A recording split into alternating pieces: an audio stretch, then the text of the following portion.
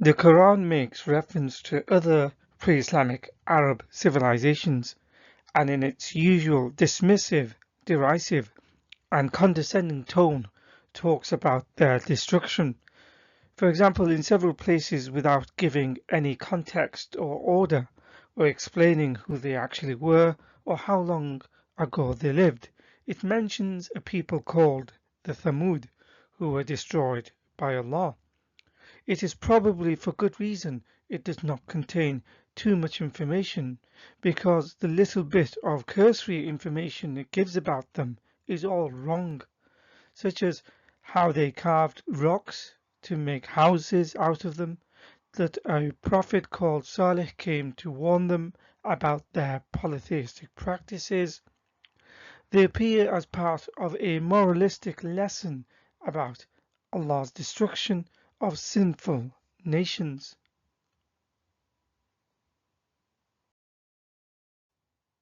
In order to understand a little bit more about them, commentaries need to be looked at. For Quran 7:73, it explains the people of Thamud demanded Saleh show them a miracle proving he was a prophet from God. The miracle they wanted him to perform was to be able to produce a living camel from a rock. Allah granted this to happen, yet the Thamud ended killing the camel, for which they were punished. Although many prophetic stories in the Quran are taken from the Bible, the story of Saleh, who came to a people called Thamud, along with the unusual story of a live camel made from a rock, is not one of them. In this source called Arabs, a 3,000-year history of peoples, it mentions the story of Thamud is found in pre-Islamic ancient Arabian poetry as a metaphor for the transience of all things. Unsurprisingly, dare it be said, but rather facetiously, it is a miracle in itself as to how some Muslims have made the story of a living camel being made from a rock as another one of those dubious Quranic scientific miracle claims. Apparently, the story is in conformity with modern science.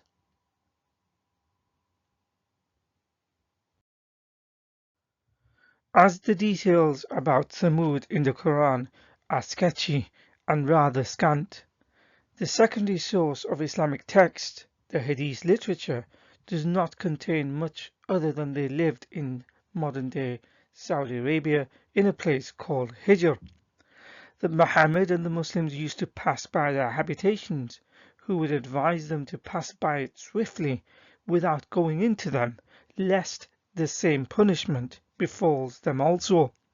Please note quite clearly the Hadith mentions the name Thamud as the people who lived in a place called Hijr, the very same people who made houses out of rocks to live in. These are important points to remember, as it will become clear shortly. To get more information about Thamud, one cannot turn to the Quran or Hadith. Instead, external, historical, and archaeological sources need to be looked at.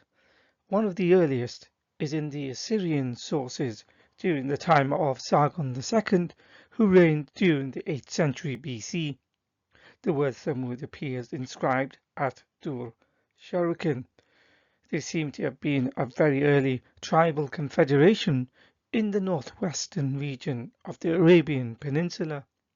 The name Thamud is also attested in later Greek and Roman sources. More information on this is provided in the book Arabia and the Arabs. The aforementioned dates are important because the Quran, Muhammad, and by extension, Muslims believed the Thamud were a people who dwelt in northern Saudi Arabia called Hijr, and they were the ones who had built houses carved from rock. However, the houses that have been referred to in the Quran and Hadith were not built by the Thamud, but by a separate, distinct Arabian group called the Nabateans, who were mentioned in the previous video. Nor were they actual dwelling places for them to feel secure, as the Quran implies. Rather, they were tombs which were built during the 1st century AD. The area was known to the ancient Greeks as Hegra, which came to be known to later Arabs as Al-Hijr. They also called it Madain Saleh, which means cities of Saleh. Today it is an archaeological site located within the Medina province in Saudi Arabia. In 2008, UNESCO proclaimed the area as Saudi Arabia's first World Heritage Site.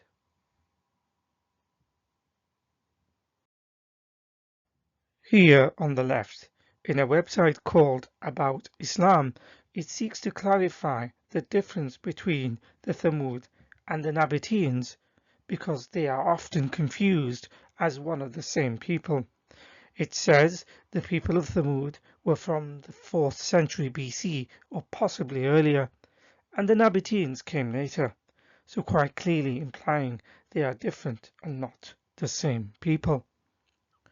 Due to the conflation of Thamud and Nabateans, other Islamic sources, such as this one on the right called Sacred Footsteps, admits there is confusion, so uses the usual apologetics to say the Nabateans were not the only people to carve dwellings from rock, although no such evidence is provided to the contrary other than vacuous claims.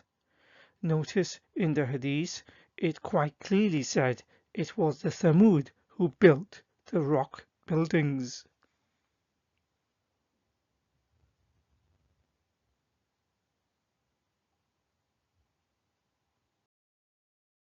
In other Islamic websites, such as the Muslim Times, it says Thamud and Nabateans were the same people. Notice this is not because of the already cited evidence from historians and archaeologists, but because the Quran talks about an ancient people called the Thamud who built dwellings from rocks in Hijr, making people think, especially Muslims, just as Muhammad did, that the Thamud built these buildings. A trend common amongst Islamic apologetics is solipsism. Truth or reality is not truth or reality unless it conforms with the Quran and Hadith, even if evidence is shown to the contrary. Just as the idiomatic expression goes, square peg in a round hole, they have to still try and fit it in with the religion somehow. Even if solipsistic apologists try to embark on this futile course by claiming the two groups are one and the same. The Arabs during Muhammad's time had different names for the Thamud and the Nabateans. Here is a hadith showing that Muhammad called the Nabateans Al-Ambat. He never once described Nabateans as the Thamud, because for him they no longer existed at his time, because according to the Quran they were destroyed. In other words, a distinction was made for the two groups of people.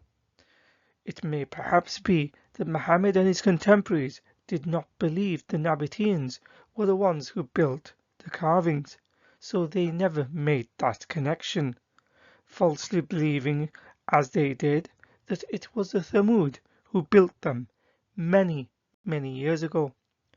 Thus, for any apologists who claim they are actually the same people as this source, that argument fails too. Another major historical error in the Quran in relation to the Thamud is that the Quran says the Thamud had already been destroyed before the time of Moses.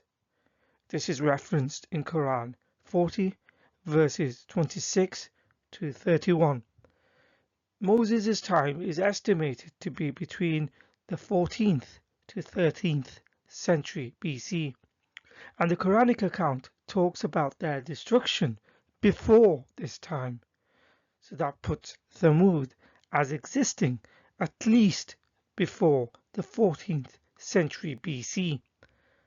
That is over hundreds of years before their supposed existence, at least archaeologically and historically. So not only does the Quran and Hadith conflate the rock dwellings to be thousands of years old, when they were only around 600 years old at the time of Muhammad, the entire timeline and chronology in connection to the Thamud, not least the people who built it and its purpose, is all wrong.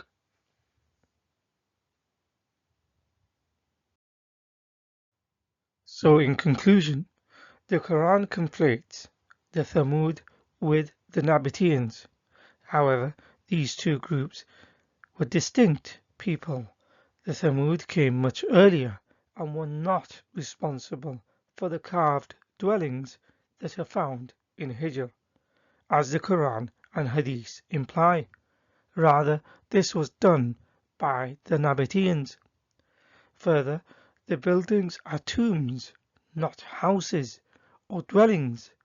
The story of Saleh, the miracle of a camel coming from a rock, and Thamud being destroyed by Allah are not found anywhere other than in pre-Islamic myths, legends, and poetry. Therefore, it is likely Muhammad accepted these accounts without fact-checking them. If he was a genuine prophet, these errors would never have occurred. Muslims, of course, will still try and find a way to argue it using solipsism. They have to try and make it work, and for them there is still no contradiction. In reality, this is only their statement power and confirmation bias. For them, whatever happens, their statement stands as true because it has to conform with the Quran and Hadith. It's in this simplicity wherein lies its flaws, a cognitive dissonance driven to promote harmony and coherence for their beliefs, in that they are correct because they say it is correct, regardless of what the actual evidence is.